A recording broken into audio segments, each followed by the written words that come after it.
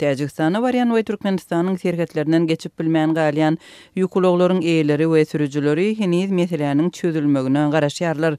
Azatlyk radiosu bilen 15-nji fevralda söhbetdeş bolan ulag eýeleri Eýran Türkmen serkediniň Saraxdaky geçelgede 100-den gowrak ýük ulagynyň galýanlygyny habar berdi. Täjikistana ýük alyp barýan ulaglaryň bir bölegi iki ýurdun serketleriniň arasyndaky neutral geňişlikde beýlekleri serkediň Eýran tarapynda galýarlar. Täjikistanyň Global Plus transport şirketiniň eýesi Parviz Şaripowyň 15-nji fevralda Azatlyk radiosyna aýtmagyna görä, häzirki wagtda şirketiň 5 ýük ulagy serketde galýar. 2 недели тому назад, как наши машины там находятся. Olar 2 hepde bäri 3-nji fevraldan soň şol ýerde galýarlar.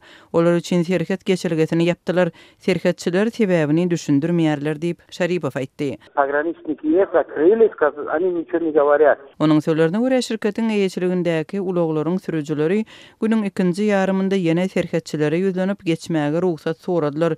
Emma olara entek ruhsatyň ýokdugyny aýdypdyrlar.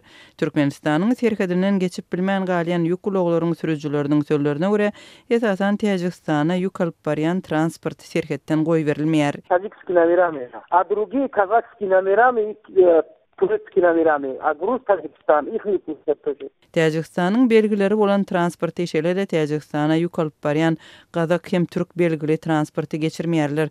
Garaz Täjikistana barýan ýükleri geçirmeýärler. Men sürüjilerden soradym.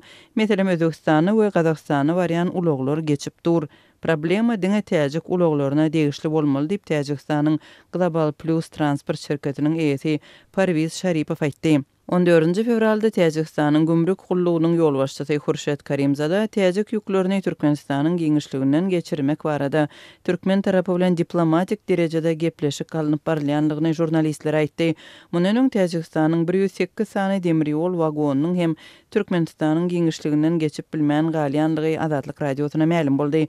10-njy fevralda Azatlyk radiosynyň täjik gullugyna eleterli bolan dokumente görä wagonlar Türkmenbaşy, Sarax, Smary, Tallymerjen, Derya Kelif stansiýalarynda yerleşýär. Olar dürli haritler şol sanda paxta ýagy, ýag ýanygyç serişdeleri, mermer we alüminium önümçüligi üçin zerur koks bilen ýüklenen. Täjikistanyň daşary işler ministri Sirojiddin Murihiddin dören ýagdaý barada Azatlyk radiosyna jogap berip, Täjikistanyň we Türkmenistanyň strategik partnerlik barada laşyk baglaşanlygyny aýtdy we olaryň iki tarap bilen hyzmatdaşlyga päsgelçilik döretmeli däldigini belläp, biz şu çaka çeni Türkmenistandan onuň Täjikistana barýan ýük ulaglary öz territoriýasyndan geçirmeýänliginiň sebäplerine düşündiriş alyp bilmedik diýdi. Täjikistanyň ýük ulaglarynyň Türkmenistanyň üstünden geçmeginde çekýän kynçylyklary geçen Tomson aýagynda başlanypdy. 2-nji sentýabrda Täjikistanyň ýük ulaglarynyň sürüjileri özleriniň bir hepdeden bäri Türkmen Eýran serkedinden geçip bilmän galýanlygyny habar beripdi. Şonda Eýran Türkmen serkedinde Täjikistana barýan ýüzlerçe ýük ulagy jemlenipdi. Türkmenistanyň gümrügi şonda da tranzit gadagançylygynyň sebäplerini düşündirmändi.